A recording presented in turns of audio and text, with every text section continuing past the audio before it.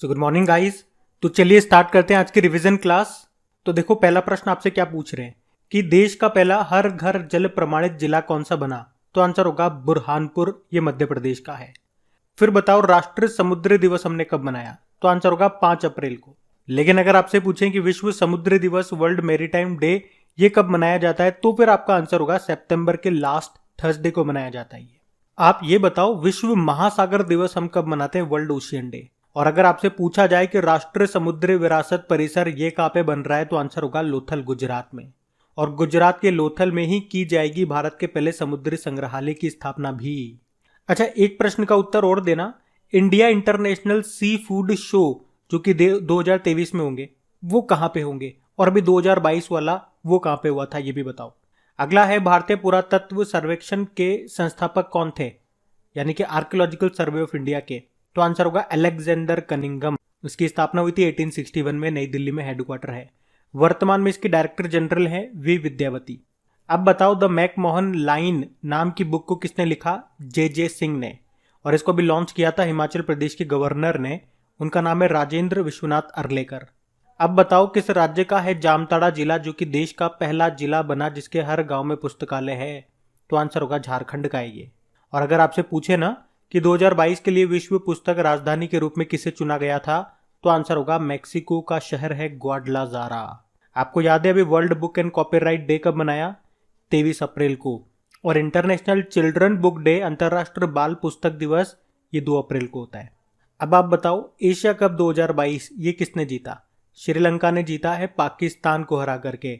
हुआ कहाँ पे था, यूनाइटेड अरब अमीरात में। ये इसका 15वां संस्करण था।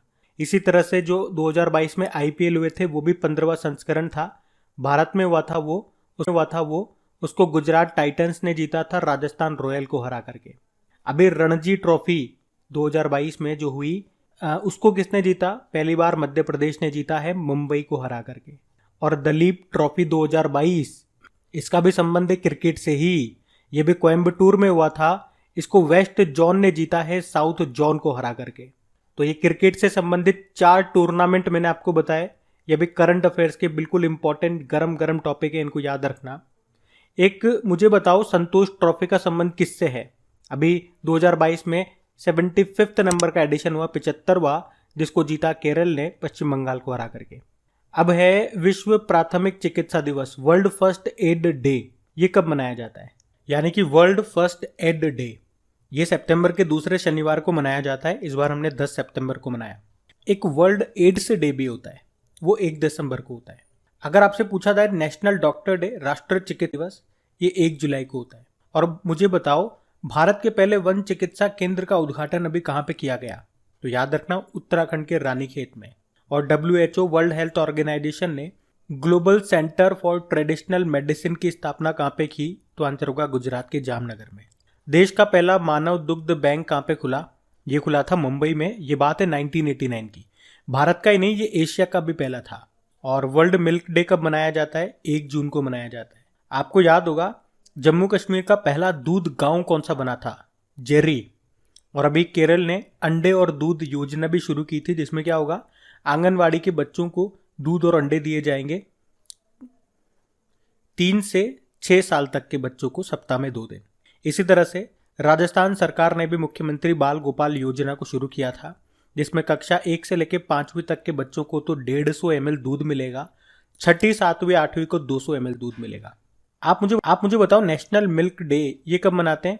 26 नवंबर को डॉक्टर वर्गीस कुरियन के जन्मदिन को। सफेद क्रांति का जनक उनको कहा जाता है ना।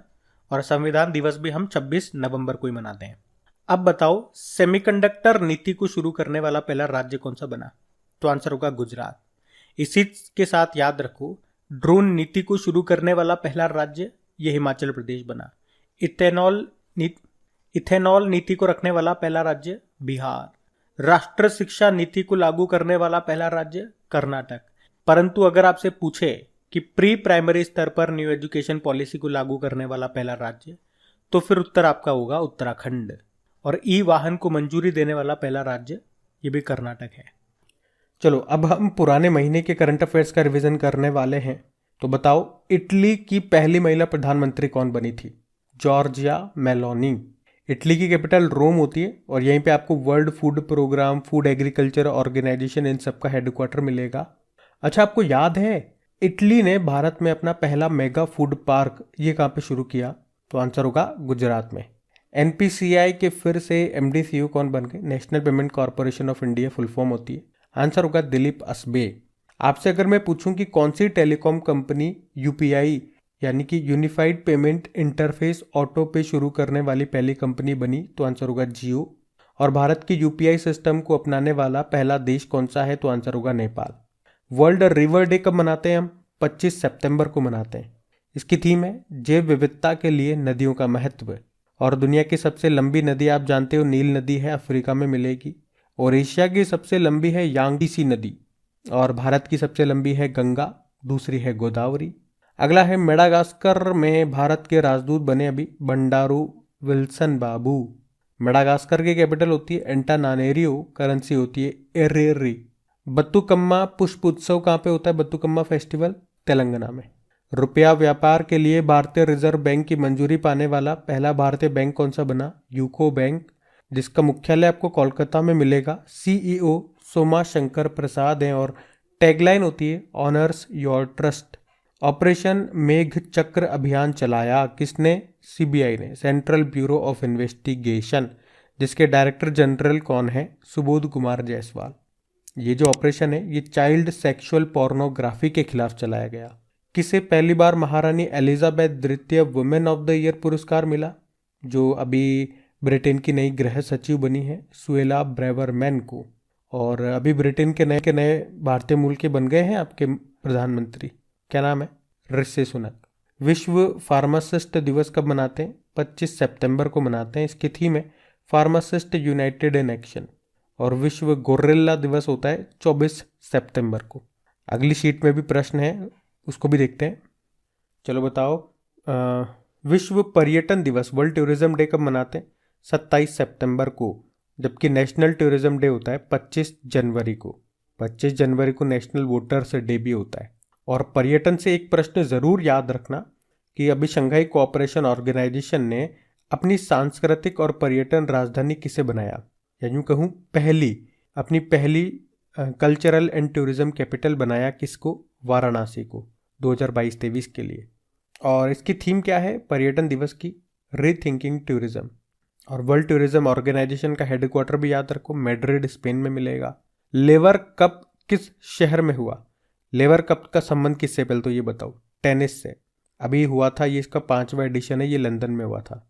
और इसे किसने जीता? टीम वर्ल्ड ने जीता है, पहली बार जीता है।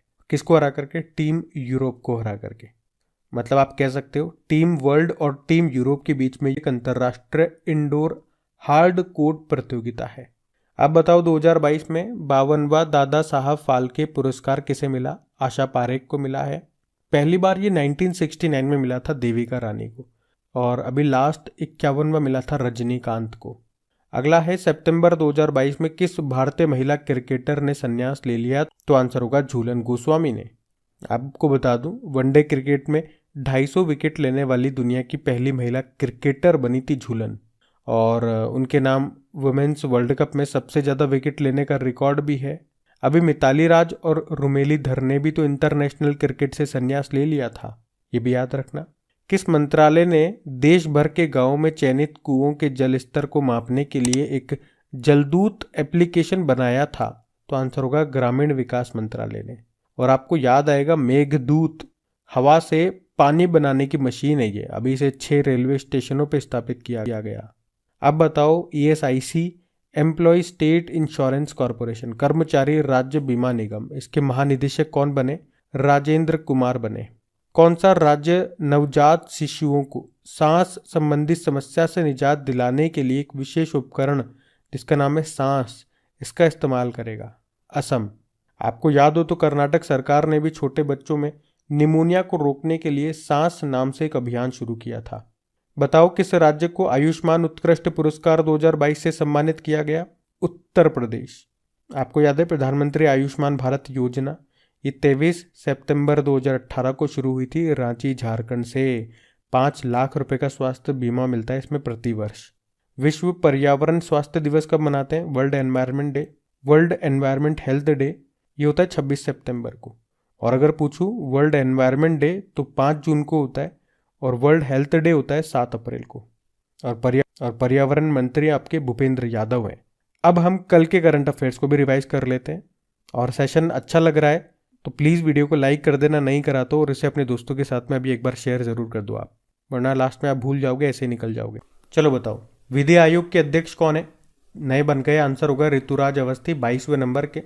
देखो यहाँ पे 2 तरह के प्रश्न आपसे पूछे जा सकते हैं कि स्वतंत्र भारत के पहले विधि आयोग के अध्यक्ष कौन थे, तो आंसर होगा SM सीतलवाड़। ये हम स्वतंत्र भारत के पहले की बात कर रहे हैं।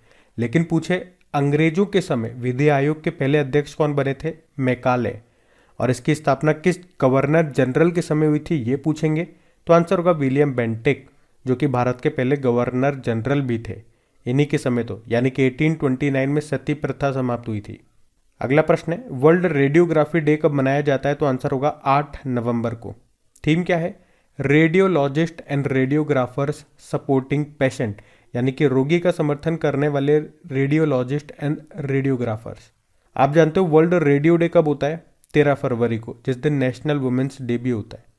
और ये आप जानते हो सरोजिनी नायडू जी की जयंती को होता है, जो कि भारत की पहली महिला गवर्नर भी थी। अब है, global system of mobile communication association के उपाध्यक्ष कौन बने, गोपाल विट्ठल।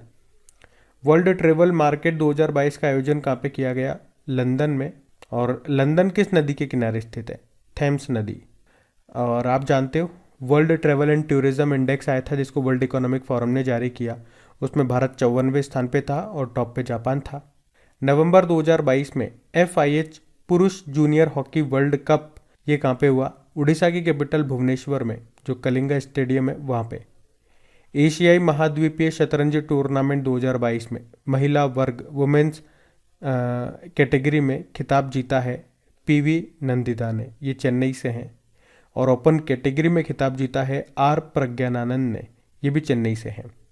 अभी जो इस साल 44वां शतरंज ओलंपियाड हुआ था पहली बार भारत में, वो भी चेन्नई में हुआ था, जिसको जीता था उज्बेकिस्तान ने, जिसका शुभंकर मैस्कॉट था थम्बी।